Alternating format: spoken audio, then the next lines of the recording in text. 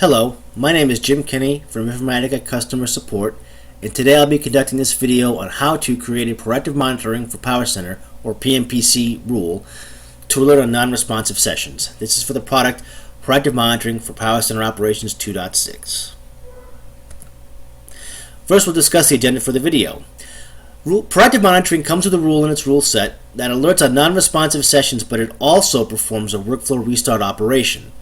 Now, most customers do not want non-responsive workflows and sessions restarted. They just want to know that this is occurring.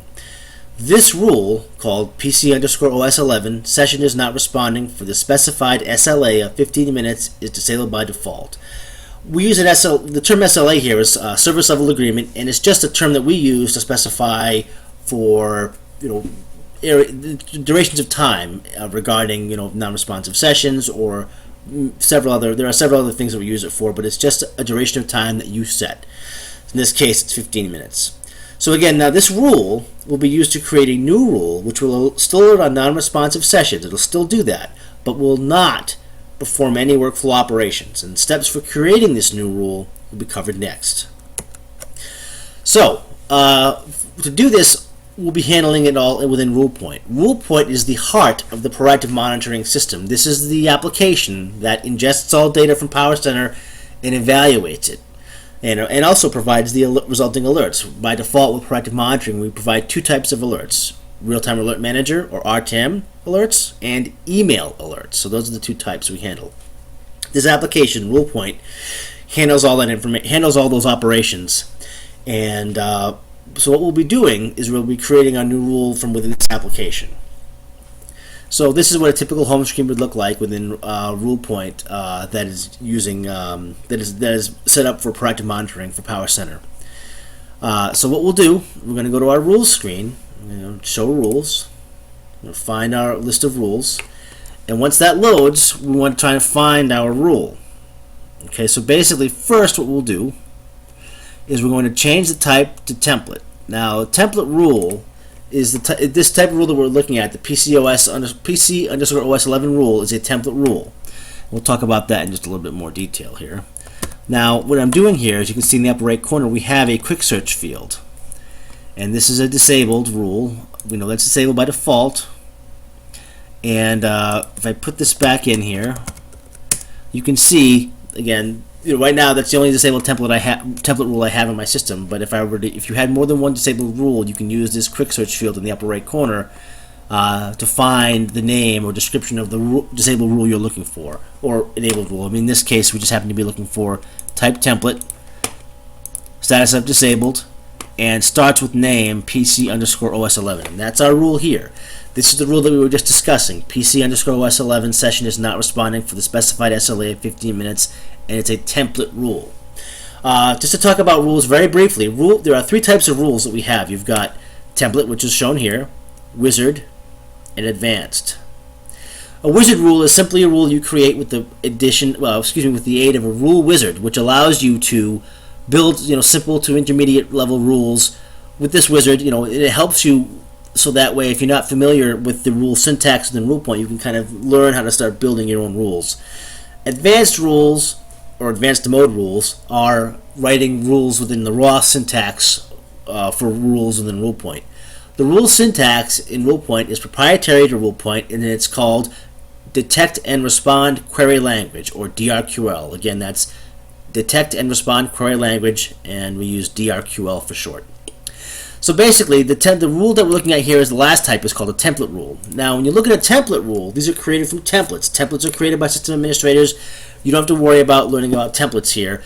A template rule just provides you with a very simple list of parameters that you provide values for. In this case, we have our low water mark, for number of rows processed and our duration. In this case, our SLA, or 15 minutes.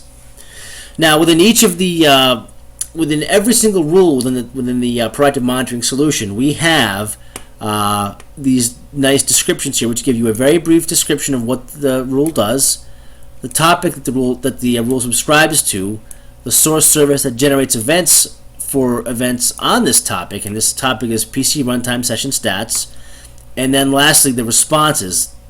The responses, you can have more than one response in a rule, and we have two of them here. We have the PowerCenter notification response and the PowerCenter Web Service Hub Workflow Control response. This is the one that we'll be removing. Now, template rules cannot be modified. Again, they're being created from a template, and they're provided for ease of use. These are provided for people that don't really know what they're doing with the rule point, and if they know, okay, well, I know what this rule does, but I want to provide maybe in this case a different watermark for rows processed, or set my duration to be something different, you can just simply edit the template rule, make your changes, save it, and you're done. You don't have to know anything about the actual rule syntax. Now, what we're going to do here, we're going to make a copy of this rule, and then we're going to convert it to an advanced mode rule. By converting it to advanced mode, that allows us to make the change that we'll be needing to make, which will be removing this response from the rule. So first, we're going to make a copy of the rule. Now, what I can do here, what I like to do when I make copies of rules is, it doesn't keep the name, so you'll have to make a copy of the name if you like. I'm going to copy that into my clipboard. And now up here, you'll see up next to the edit button, there's a copy button. All you simply do is click the copy button. And that provides you, and again, you can see what I was talking about. You have this little form with the parameters. If you wanted to make different values for the low water mark, for number of rows processed, or the duration of time in minutes, you set those values here, but we're not going to do that. We're leaving that the same.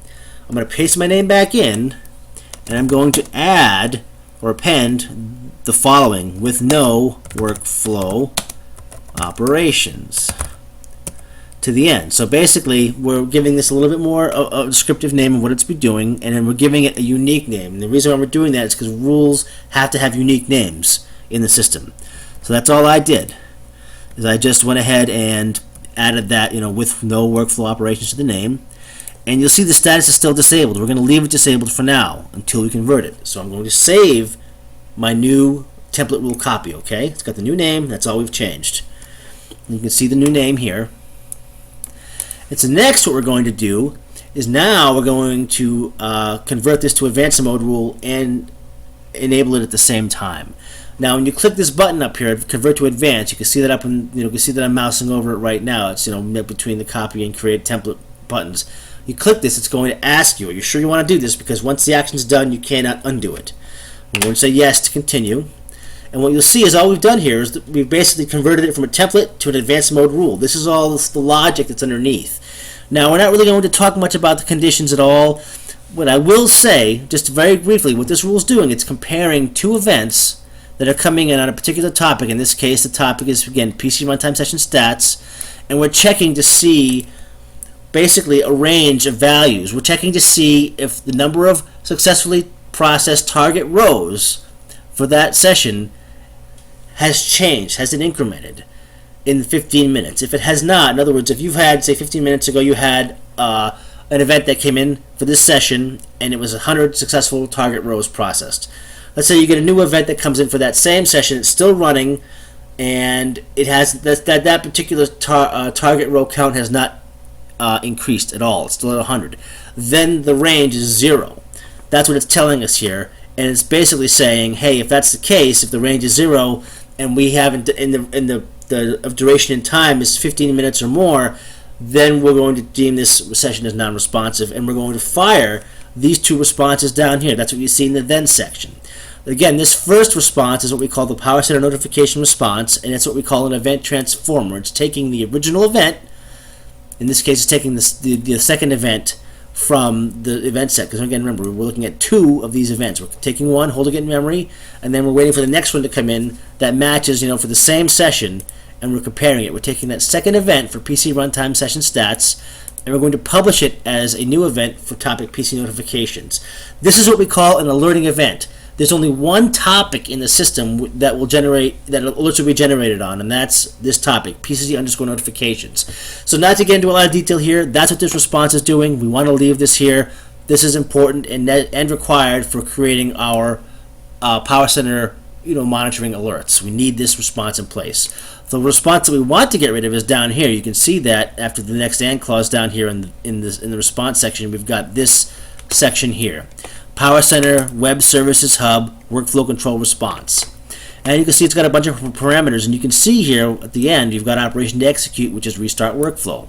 Now with the workflow control response, you can do quite a few different things with regards to workflow operations. You can start a workflow, stop a workflow, or in this case restart a workflow, abort a workflow, schedule a workflow, and unschedule a workflow. So you can do quite a few things, but we don't want to do anything here. We just want to know that sessions, again, are non-responsive. We don't want the system to do anything.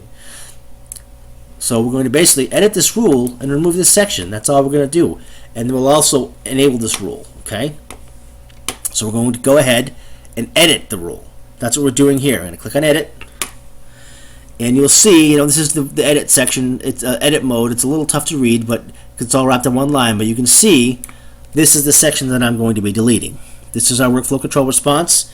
Simply delete, set status to active, and click save. Now, you typically see sometimes you'll see a rule warning saying that a property or a number of properties are referenced in response but never assigned. It's a benign warning. You can ignore it. It's just basically complaining that you've got a property set in your response, but it's not set anywhere else in the rule, like in your conditions, in your conditions or any other place. So you dismiss it, and you just say save again. You'll see the warning flash for a second, but it will save the rule. And now our rule is active. You can see that we have status of active, and you can see in the then section down here we only have the one response. So when this rule fires now, it's just going to tell you that sessions are non-responsive, but it's not going to restart them. So if you were to pop over now into RealTime Alert Manager, this is what you might see. And again, these are older alerts, but I tested this with the same rule before. But this is the exact alert you would see in RealTime Alert Manager. And it's going to tell you down here, if you look in the alert body at the bottom here, it's going to give you the folder, workflow, and session path. And it's going to tell you that the applied row count did not grow beyond 0 for more than 15 minutes. And that, again, we're talking about successful target rows processed. So basically, it will tell you, of course, what the last target row count was, and it tells you the name of the integration service that's running it. What it also tells you, if you look down here in the footer section, in this small section, tells you, your domain, your repository service, who it's sent to. But here, it tells you the name of the rule, and you can see that is the name of our new rule. Again, these are older alerts, but again, these were tested with that same exact rule. I just wanted to recreate it for the purposes of this demonstration. This works, and this is what you'd get. And also, if you had proactive monitoring set up for email, this is what you would get in an email as well. You would actually see an email and would have this content in it as well. And that's really it.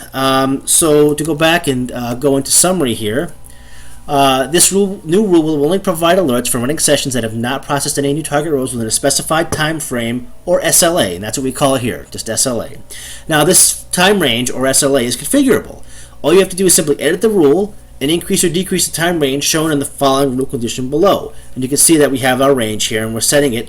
And what you can do is simply go ahead and change the time range to be something greater than or less than 15 minutes. So you just make that one change.